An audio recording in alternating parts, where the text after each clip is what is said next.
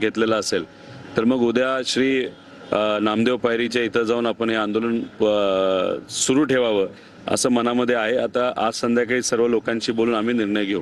कालपासून 2 वेळा तुमच्या चर्चा झाल्या, सगळ्या निष्फळ ठरल्या?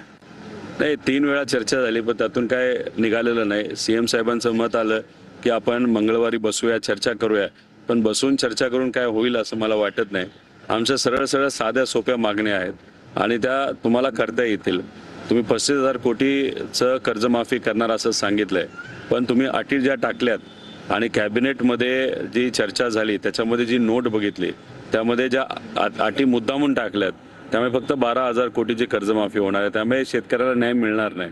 त्यामुळे आमचं एवढंच म्हणणं आहे की तुम्ही डिक्लेअर करा, टीव्हीवर डिक्लेअर करा, आज डिक्लेअर करा की या 2 ज्या जाचक अटी आहेत त्याच्यामध्ये 2019ची अट आहे, रेग्युलर भरणारे जे कस्टमर आहे, जे शेतकरी आहेत त्यांचं 25, 26 आणि 26, 27 याची जी अट आहे ही आम्ही काढत आहोत। आम्ही लगेच इथून उठू, आम्हाला कोणाला भेटायचं पण कारण नाही, आम्हाला काही नेत्याला इथं आलं पाहिजे असंही आमचं मत नाही। आमचं फक्त मत आहे की तुम्ही मीडियासमोर जाहीर करा, आम्ही काढत आहोत। फक्त असं बोलू नका की आम्ही सकारात्मक आहोत, आम्ही चर्चा करायला तयार आहोत। या चर्चा सकारात्मक हा शब्द राज्यकर्त्यांकडनं हा फार घातक शब्द आहे, अनेक वेळा या शब्दाला घात केलेला आहे, त्यामुळे आमचा नेत्यांच्या सकारात्मक या शब्दावर विश्वास नाही। सीएम साहेबांकडनं कोणाकडनं फोन डायरेक्ट? नाही, अजूनपर्यंत कोणाकडनं तिथं फोन आलेला नाही। दुर्दैव एवढंच आहे की एकनाथ शिंदे साहेबांच्या पक्षातले काही भ्रष्ट नेते माझ्यावर बोलतायत। ठीक आहे, आज मी यावर बोलणार नाही, अधिवेशन सुरू होऊ द्या, मग राजकीय दृष्टिकोनातून भ्रष्टाचाराचे त्यांचे कपडे कसे काढायचे हे मला तिथं माहिती आहे।